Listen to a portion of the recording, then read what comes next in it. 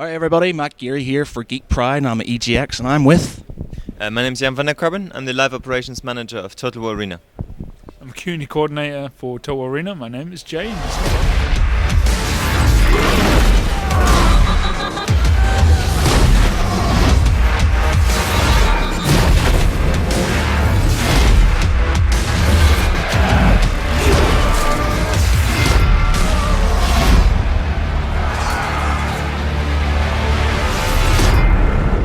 Right, chaps.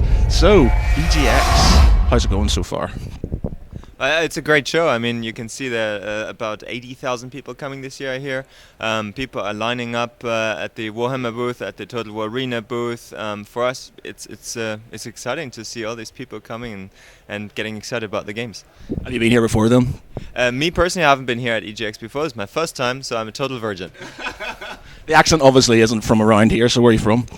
Originally from Germany, but I live and work at Creative Assembly in Horsham in West Sussex. Awesome. Alright, so we're here for Total War Arena. Now, I have to admit, I'm a massive Total War fan, but this one completely came under the radar for me. Like, I had no idea it existed at all. I have no idea.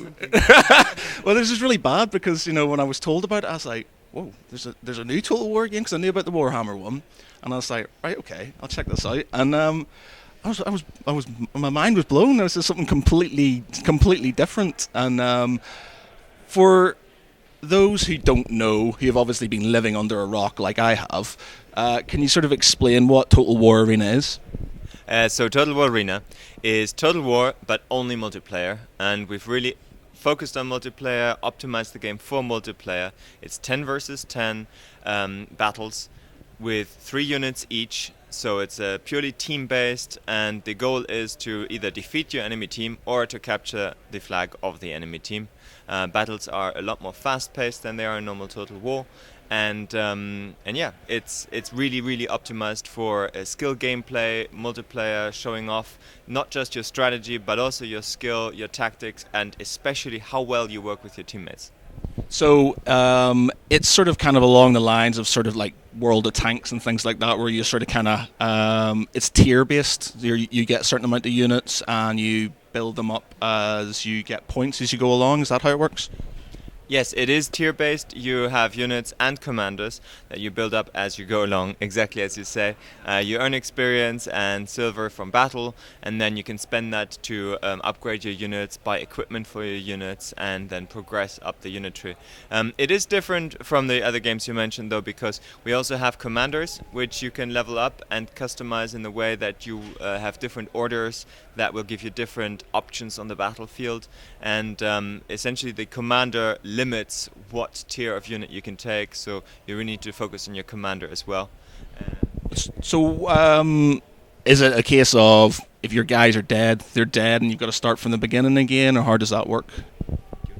Well, no. So when your units fall in battle, which will inevitably happen at some point through your own mistakes or team, which is who you always blame, you can replenish them using silver. So you can just get them back up and get straight back in the action. So if you lose your guys, come out of the battle, you can either change commander and play with someone else, or you can just wait until that battle's finished, replenish your unit, and get straight back into the action. So for example, you've worked really hard, you've built up a unit, you know, they're kick-ass, and then they get obliterated in a really bad day. Does that silver, does it allow you to sort of get back their experience, or do they drop down tiers?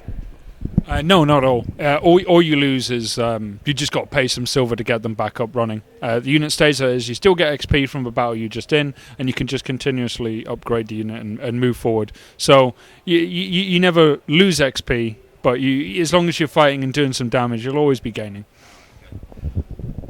Okay. And at the minute, you've got in Total War Arena, it's the Romans, barbarians, and the Greeks. Is there any plans for any extended factions in this? Yes, but at the moment we have multiple options that we're looking at, and as Arena is a multiplayer, free-to-play game, we really run this as a service to the players. We want to run this for many years to come, and therefore we really take in what the players want, we listen to feedback, and in that sense, we just hit closed beta. We just introduced the barbarians, and now we're going to look at how the game develops around how the players use these different factions, and also what kind of other factions the players want, to then see which direction we want to go in. But there are definitely plans.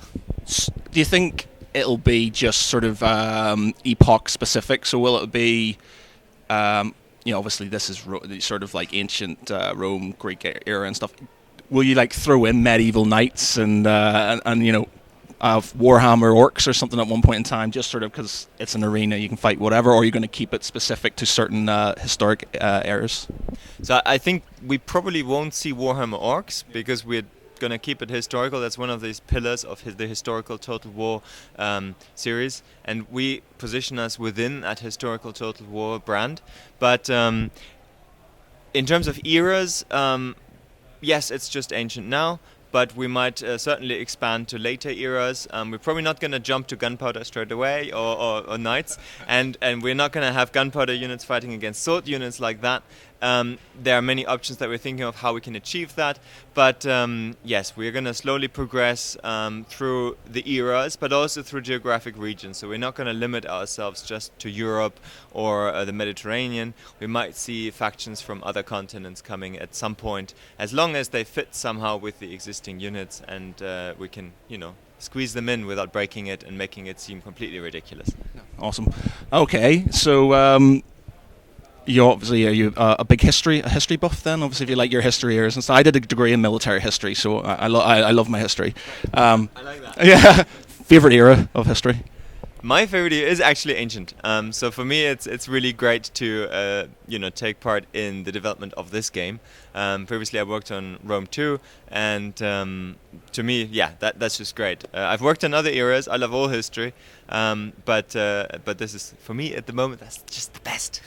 Yeah, I have to agree and stuff. I quite like Napoleonic stuff as well, but as much as I liked Empire Total War and Napoleon Total War, I have to say Rome 2 are the ones that really got me. Like, I like Shogun. The first one I ever got, was Shogun Total War. I thought it was amazing. I know, played it, amazing. But for me, Rome was the one that got me, and it actually sort of like, when it came to sort of historical inquiry and stuff, I started reading a lot more about sort of ancient Rome, ancient Greece, Persia and stuff because of that game, basically. I was just when I had started my history course in school, I was like, oh, yeah, so I'm going to do that. So, brilliant. Okay, so have we got anything else on the cards other than what we've obviously talked about that you can talk about? Anything else that you may be in the works, or is that also top secret? Well, I think one thing we can talk about is that the barbarians, which we just introduced, we only have the first 3 tiers. We do obviously plan to expand that, both vertically and horizontally, because we want to add up to tier 10, but there are also 2 entire unit trees in the barbarian faction that we haven't covered yet, namely kind of the ranged/hunter tree, and we also want to introduce chariots and other cool units for the barbarians, which currently don't show up in Total War Arena at all. So that's one thing that we're definitely going to do in the near-ish future. And we're also working on more commanders for all factions. So at the moment we are aiming at releasing a new commander roughly every 2 months-ish. Do you have Vercingetorix? Yeah, we have him already in the game. You can already look at him, but you can't play him yet.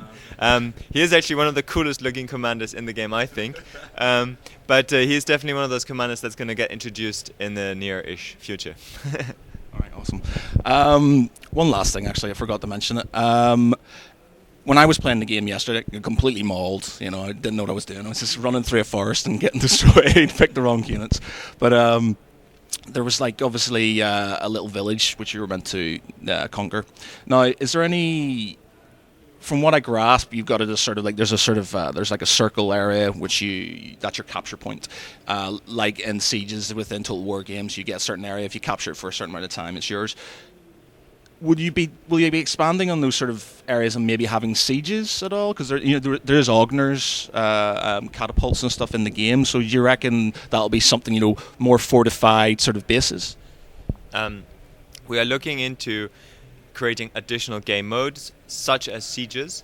but we haven't quite determined what the next game mode is going to be. At the moment, we're really focusing on getting the core gameplay right. We are still in beta. We've just entered beta, in fact. So there's still a lot of polish that needs to go on, and we don't want to rush ahead and kind of stretch ourselves, stretch the player base, and disappoint with something that isn't just right. So what we want to do is we want to get the current 10v10 base capture mode working as we really want it to work and as the players want it to work, and then we will take the next steps to look at any sort of asymmetric game modes where one side is attacking, the other one is defending, or there are certain advantages and disadvantages. We've looked at, I don't know, a single capture point in the middle. There are many options that we can look at, but we haven't quite nailed down what we're going to do yet. We're going to wait and see, and see also whether the alpha and the beta is going to take us in terms of our learnings and our players' feedback. Okay, final question. For obviously all the people who are new to this game, who will be new to this game, favorite faction and what general should they pick? So we'll start. Definitely for you. Oh, definitely. Well, right now, if you're playing Romans, go for Germanicus, get heavy infantry, charge into your enemy, turn on Vengeance, which is an ability that just increases your damage over time, and you just absolutely will kill everyone. But if you want something a bit different at the moment, play the Barbarians and go Arminius and get low tier cavalry, which is the first time we've done that. So cavalry usually comes in at tier 4, but now you can get them at tier 1, 2 and 3, and they change up everything. You can just chase down archers, which used to be kind of the scourge of a lot of players early on. They couldn't deal with archers. Now they've got cavalry to chase them down, so that'll be fun. What about you? Have you got a favourite faction? Favorite faction? I think the Greeks. I have to say Greeks because you said Romans and Barbarians, right? No, Say the Greeks don't get nobody picks the Greeks. Yeah, no, I like the Greeks. I also prefer ancient Greece over ancient Rome, but that's just me. My favorite commander is Miltiades because he's a bit of the odd one out. The Greeks, they're generally spear units with shields, relatively tough, phalanx exactly. Whereas Miltiades, what he historically did is he kind of threw away all the standards of phalanx warfare and just told his soldiers, just drop everything, charge in and kill the Persians. And that's how they won the Battle of Marathon.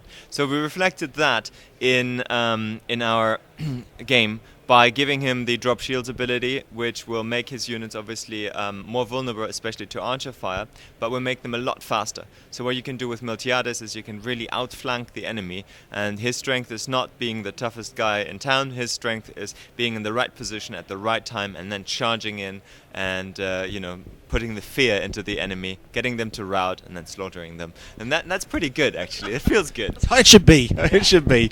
Well, gentlemen, it's been an absolute pleasure. Really interesting. I'm glad there's some history buffs around. But thank you very much. It's been a pleasure, and cheers for talking to us. Thank you.